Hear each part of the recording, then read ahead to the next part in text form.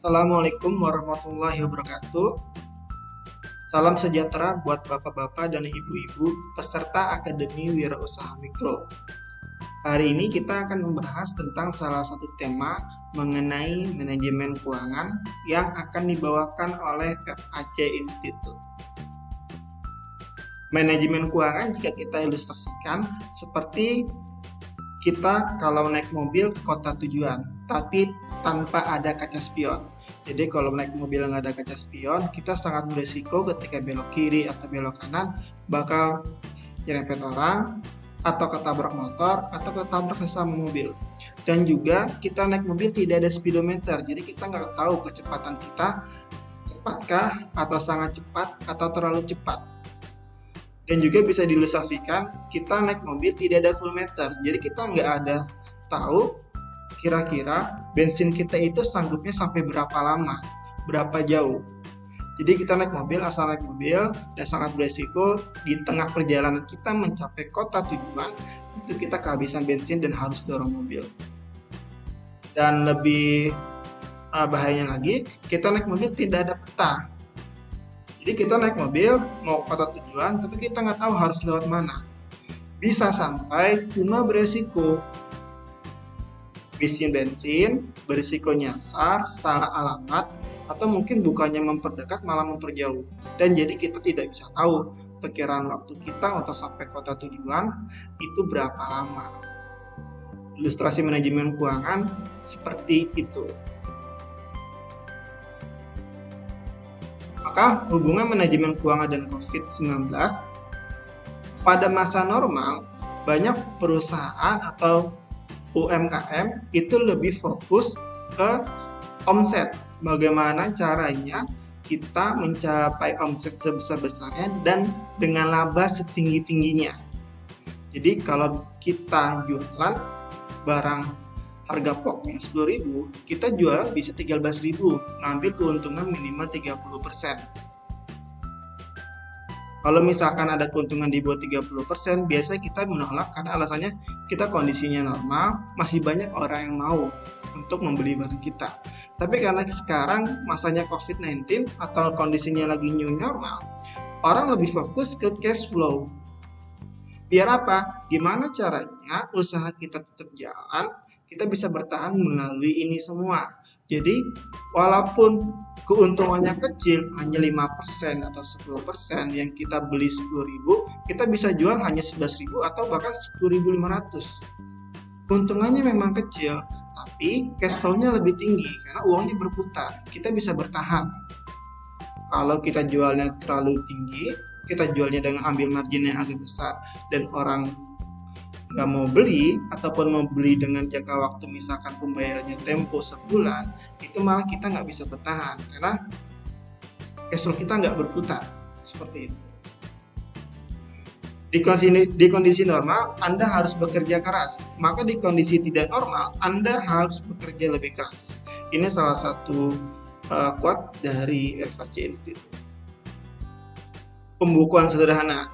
Pembukuan sederhana kalau kita bahas sederhanakan, intinya adalah bagaimana cara kita melakukan pencatatan secara teratur yang berkaitan dengan transaksi keuangan. Pokoknya kita kalau ada uang masuk kita catat, ada uang keluar kita catat. Dengan catatan, uang masuk sumbernya jelas dan uang keluar tujuannya pun jelas. Ada 3 unsur yang paling penting di pembukuan sederhana adalah pertama terpisah, maksudnya adalah uang antara usaha dengan uang pribadi tidak boleh tercampur. Dan ini berkaitan dengan poin kedua yaitu operasional. Pengeluaran atau pemasukan operasional pribadi dan usaha juga tidak boleh tercampur. Harus jelas. Dan yang terakhir, teratur. Kembali lagi, pencatatan harus dilakukan secara teratur. Tidak boleh setengah-setengah atau pas awalnya rajin, nantinya kita nggak mau seperti itu. Harus teratur. Bagaimana cara pembukuan sederhana? Pembukuan sederhana itu seperti lemari baju. Kalau kita susun dengan rapi, kita kelompokkan dengan rapi, pakaian anak isinya pakaian anak saja, pakaian istri isinya pakaian istri, pakaian suami isinya pakaian suami, maka dilihatnya pun akan rapi. Kalau kita tidak melakukan dengan rapi, kita tidak kelompokkan dengan rapi, maka akan terlihat seperti pada gambar B, yang isinya seharusnya pakaian istri diisi dengan celana suami. Seharusnya pakaian anak ada masuk istri, jadi tidak rapi. Nah, fokus pembukuan sederhana adalah kita melakukan pencatatan dengan teratur dan rapi, seperti itu.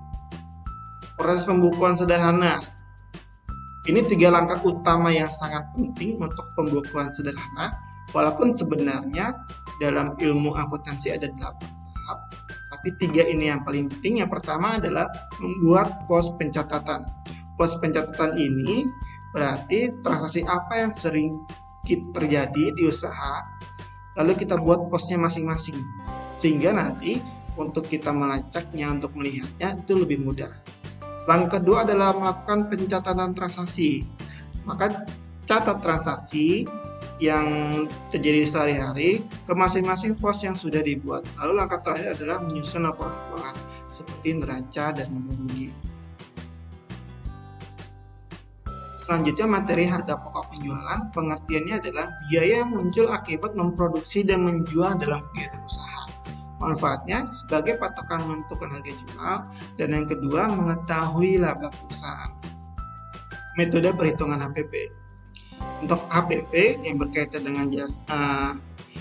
dengan laba rugi, itu sebenarnya ada banyak metode. Nah, kita lebih fokus metode perhitungan HPP untuk usaha dagang, usaha jasa maupun usaha produksi. Usaha produksi ini bisa seperti kuliner, beli sayuran lalu kita masak jadilah makanan, atau jadi kemasan, makanan kemasan, ataupun fashion, kita beli bahan baku, terus kita produksi jadilah kaos, jadilah baju, jadilah celana, seperti itu. Untuk usaha dagang, metode perhitungan HPP yang paling kita sarankan adalah metode periodik. Artinya, menghitung HPP-nya dengan rumus stok awal bulan ditambah pembelian selama bulan tertentu, lalu dikurang stok akhir bulan. Alasannya kenapa? Karena dengan menggunakan metode periodik ini, metode perhitungannya mudah, cepat, bisa dilakukan oleh siapapun.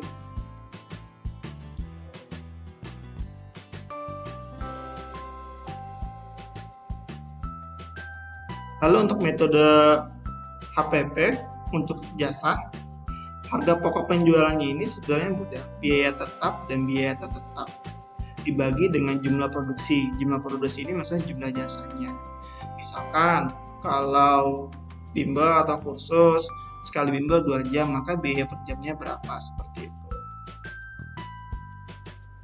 Lalu untuk menghitung HPP menggunakan metode untuk usaha produksi, ini sama dengan jasa, cuma ini lebih jelas. Untuk jumlah produksinya ini misalkan untuk per piece-nya berapa biayanya, seperti itu.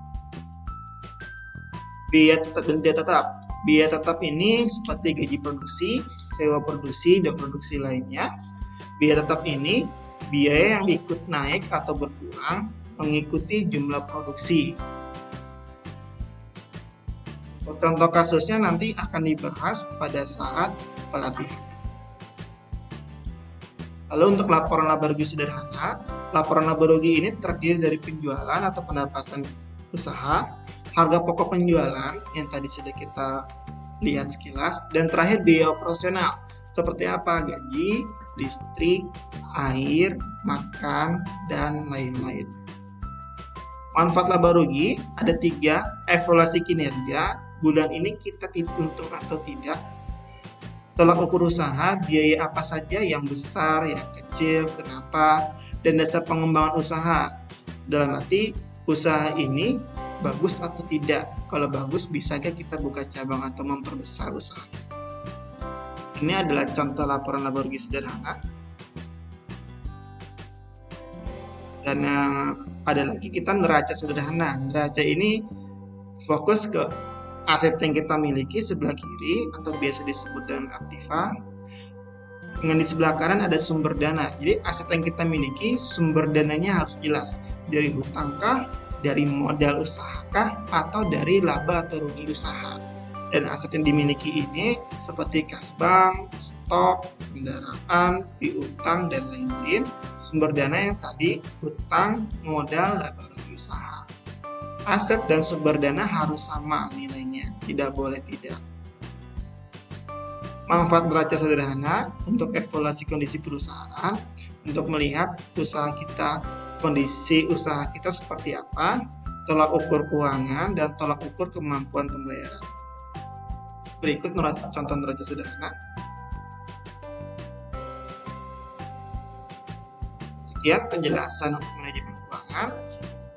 Untuk lebih jelasnya akan dijelaskan pada saat pelaksanaan pelatihan.